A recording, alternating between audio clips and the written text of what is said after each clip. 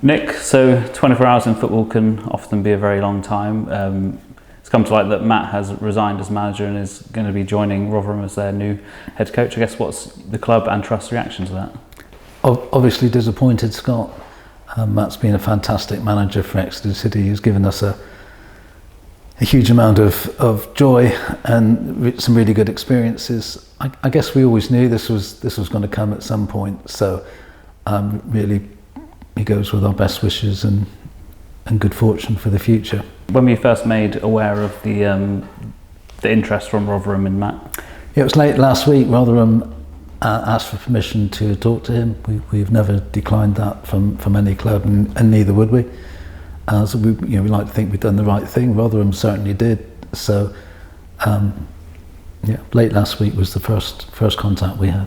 And how's the process been with them as well? Have they been respectful towards the club in the whole negotiation? Yeah, everything that I've seen. I've not spoken to Rotherham personally, but I've been privy to the emails that have gone backwards and forwards, and I've been around when phone calls have been made. So absolutely, they've been very respectful of the process.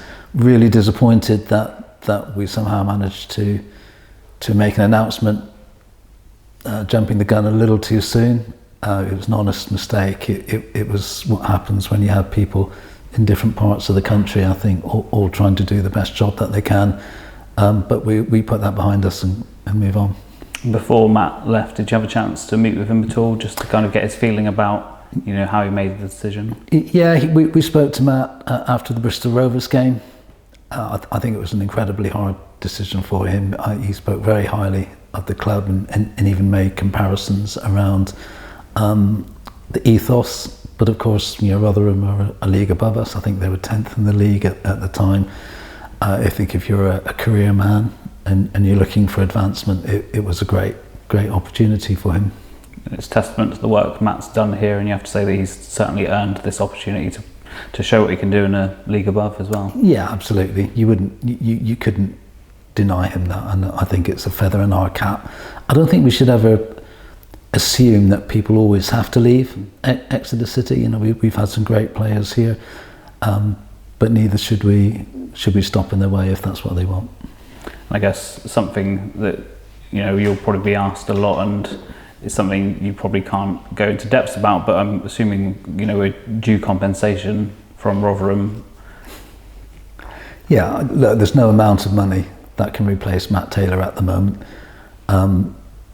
But there are contractual terms that have to be met by everybody, and we believe that there's an appropriate amount of compensation due.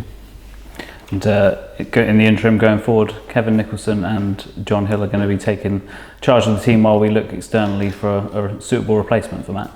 Yeah, they've stepped forward brilliantly. I know that a couple of the players, that it's a very tight group at the Cliff Hill, so everybody's stood up and is being counted. We're well prepared for tomorrow's game. Preparations are being made for Barnsley as well. So it's business as usual in many cases, and so it should be. We're a professional sports club, so we should be prepared for these eventualities. And what's the club's plans going forward to find that replacement? There'll be a selection process. They have notice will go out to the relevant. I believe there's an EFL portal and the LMA the League Managers Association, where we would post that advertisement, and that there'll be a free selection process. Have we put a time scale on how long you think it's going to take to find a replacement, or is it just about making sure we get the right person in as well? It's more about getting. It's urgent. The team and the club need some stability, so we have to move as quickly as we can, but it's far more important we get the right person who's suited to Exeter City than to just rush into something that we might regret later.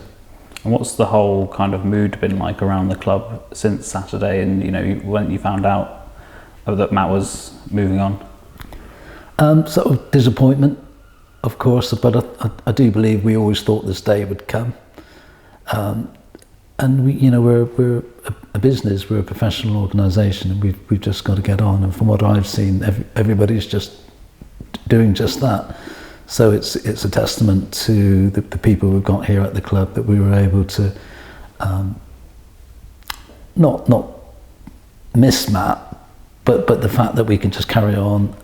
Game tomorrow, it'll be just like any other Papa John's trophy a year before, and hopefully after.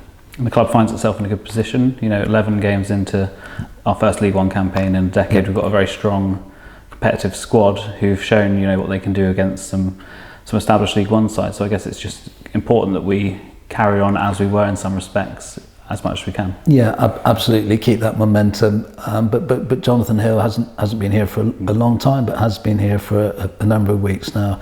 Kevin, of course, is very familiar with how we do things here in Exeter City and has been close to the first team. So we're in safe hands, I believe.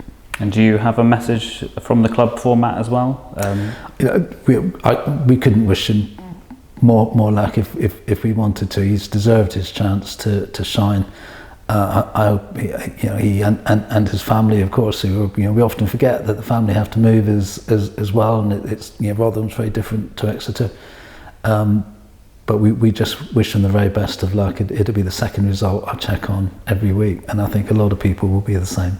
And Matt, he had quite a strong link with the supporters in the way that he would tell them exactly what he felt and what was going on and everything. And I think it's important that the supporters remain, as dedicated as they are in the next couple of weeks when we do try and find a new manager. Yeah, it is going to be difficult.